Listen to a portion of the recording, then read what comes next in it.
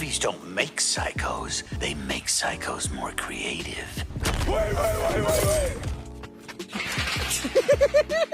Cobra and Kira have returned for Mortal Kombat 1, and in this new era, they work for Ghostface. Each character has unique abilities to help you in combat, and you can switch between them at any time during the match. So today's video is all about the Black Dragons. Let's discuss everything Kira and Cobra can do in Mortal Kombat 1, and you can actually tell which character is in control by their knife color. When it's purple, it's Cobra, when it's red, it's Kira. And yes, this is Cobra, it's not Jarek. I've seen people online try to claim it's Jarek, okay, but it's simply not. Jarek has never had fire attacks in any of the games, and that's the main reason we know this is Cobra. But on top of that, Cobra is always paired with Kira. So since we know one character is Kira already due to her moveset, then that means her partner must be Cobra, just like it always is in the past Mortal Kombat games. Now, some people might counter me by saying that Cobra has never used a knife, and while that is true, the reality is anybody can fight with a knife, and I can't believe I'm pointing that out. It should be obvious, but literally any character in Mortal Kombat could fight with a knife if they wanted to. And since Cobra is a confirmed psychopath in past games who enjoys killing people for fun, it's understandable that he would use a knife if he wanted to. And as mentioned earlier, Jarek cannot do fire manipulation. He's never been able to in any of the games. I made sure to double check before making this video. So there you go, it's Cobra and Kira. And both of these characters get a new string to improve